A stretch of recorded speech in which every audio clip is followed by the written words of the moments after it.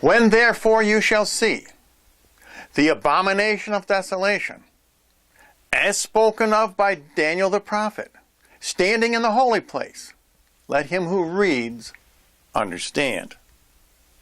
Welcome to Revelation Unraveled.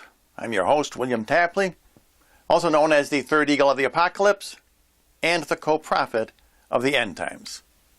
On this program, I am going to begin a very important series on the abomination of desolation, because it is time to unseal the four abominations which Daniel speaks of. And each of these different abominations applies to one of the four groups who will reign with Jesus during the millennium. Matthew chapter 24, verse number 16. Then let them which are in Judea flee into the mountains. Of course, those who are in Judea would refer to the converted Jews.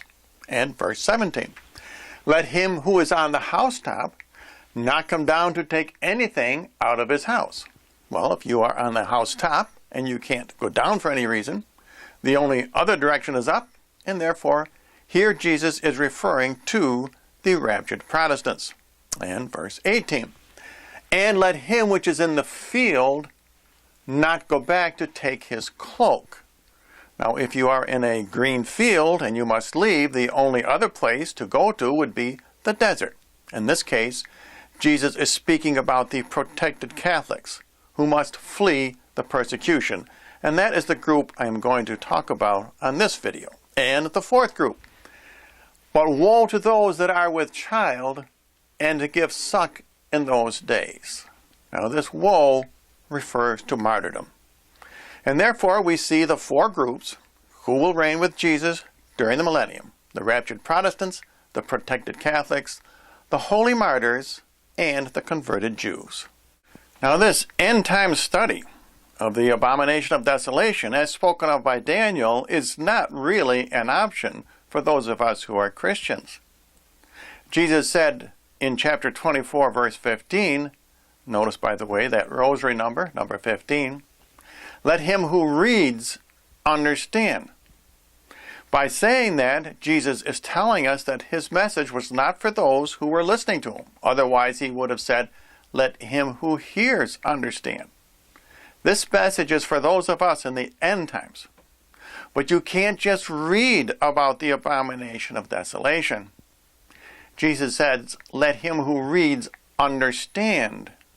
You must also understand what Daniel is telling us. And Daniel hides his message in the last 5 chapters. They are all puzzles. They use chiasms.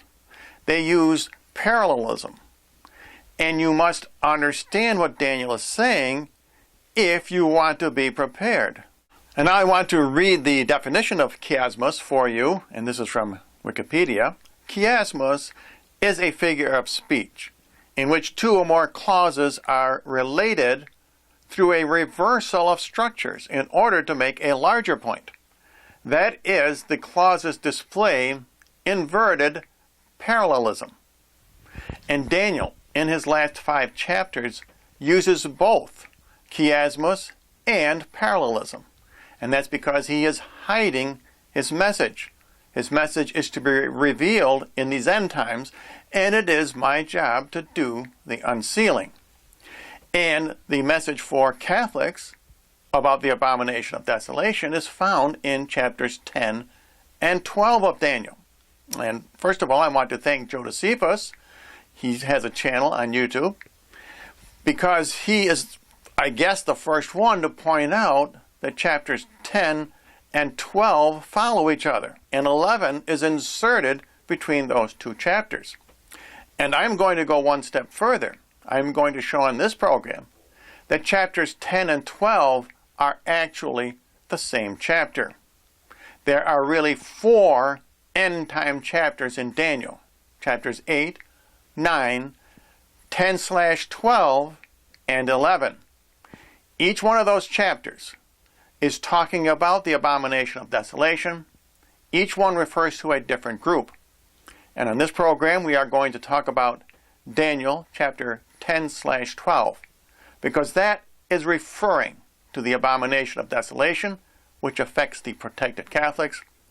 That refers to the false prophet taking over the papacy. Now on the wall behind me, I have posted chapters 10 and 12 of Daniel. There are 21 verses in chapter 10. There are 13 verses in chapter 12. And when you add those together, you get a total of 34 verses. As I said, this is actually one chapter.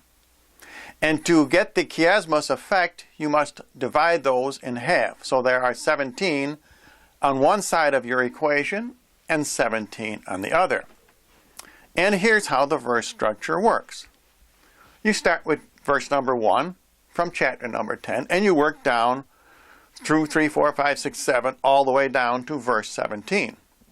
And then you split it at verse 17 and 18. And verse 18 is on this side of the column, and you start moving up. 18, 19, 20, and 21 of chapter 10. And then you start chapter 12, beginning with verse number 1, 1, 2, 3, 4, etc., all the way up to verse number 13. And this chiasmus helps us to understand what Daniel is talking about, because many of the verses explain the other verse. Now here's how this chiasmus works. In chapter 10, verse number 13 is related to chapter 12, verse number 1. And let's see what Daniel writes. But the prince of the kingdom of the Persians resisted me 21 days, and behold, Michael, one of the chief princes, came to help me, and I remained there by the king of the Persians. Now we have almost this exact same phrase about Michael being one of the chief princes over here in verse number 1 of chapter number 12. But at that time shall Michael rise up, the great prince. So we see these two verses are related. Now the Michael verses were there to verify Daniel's chiasmus. And in verses number 7, in both chapter 10 and 12, we see the purpose for the chiasmus, because these two verses help to explain the prophecy. Let's read chapter 12 first. And I heard the man that was clothed in linen, that stood upon the waters of the river, when he had lifted up his right hand and his left hand to heaven, and had sworn by them that lives forever, that it should be unto a time, times, and half a time. And when the scattering of the band of the holy people shall be accomplished, all these things shall be finished. Of course, being finished refers to Armageddon, and the timing is 3 years and a half. The scattering of the band of the holy people refers to the Catholics, who must flee their church when the false prophet takes over the papacy. When you first read verse number 7 in chapter 10, it simply describes how the men who were with Daniel fled away at the sight of the vision. And I, Daniel, alone saw the vision, for the men that were there with me saw it not. But an exceeding great trembling came upon them, and they fled away and hid themselves. But now, because of Daniel's chiasmus, we realize that this is a further description of the Catholics fleeing their church. And it will be with great trembling, and they will hide themselves. The Catholics will have to hide themselves just as the original Christians did in the catacombs. And now we come to one of the most significant revelations of Daniel's chiasmus. And that is that verses 2 and 3 of chapter number 10 are related to verses 12 and 11 of chapter number 12. And these are very significant verses because they tell the timing of these events. Verse number 12. Blessed is he that waits and comes unto 1335 days. And from the time when the continual sacrifice, that refers to the Eucharist, shall be taken away and the abomination unto desolation set up, that's when the new false prophet takes over the papacy, there shall be 1290 days. Now if you look at all of the end times abominations of desolation, this is the longest time period. And that's because this comes first. The false prophet comes before the Antichrist. And now let's look at Daniel's explanation of this in verses 2 and 3 of chapter number 10, which we at first probably did not consider at all to be important as far as prophecy goes. In those weeks, I, Daniel, mourned the days of 3 weeks. So now we see this as a prophecy. And the 3 weeks becomes 3 years. And the 3 years corresponds to the 1,335 days. The 1,335 days is more than 3.5 years. But Daniel is telling us that this is not an exact date. And Jesus himself said he could shorten the days. And I remember saying quite a few years ago that both of these numbers, 1335 and 1290, are symbolic numbers. And the reason is because the integers in both cases add up to 12. And verse number 3 of chapter 10. I ate no desirable bread, and neither flesh nor wine entered into my mouth, neither was I anointed with ointment, till the days of 3 weeks were accomplished. So now we see that verses 2 and 3 of chapter 10 are not just a description of Daniel fasting, but is a prophecy of the Great Tribulation.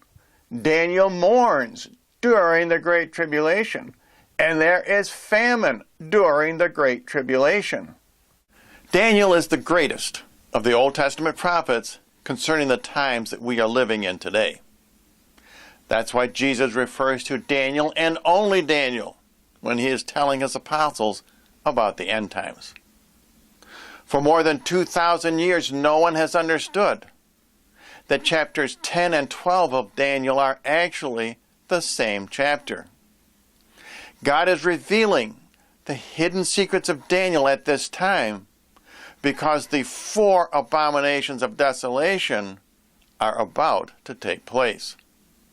And in part 2 of this series, I will conclude my unsealing of Daniel chapters 10/12. And a reminder to my fellow Catholics, all Bible prophecy is conditional. With enough prayers and sacrifices, this conclave, this month, could still elect a true pope. And don't forget, Peter the Roman will be a true pope because he feeds his sheep. This abomination of desolation that Daniel speaks about, that is the false prophet taking over the Catholic Church, we can delay this. We can hold it off. And let's pray that we accomplish that mission. And as always, I do offer a free copy of my book, Revelation Unraveled. For those of you who may be interested, you can write to the address you see on your screen, or you can send me a message to my YouTube channel.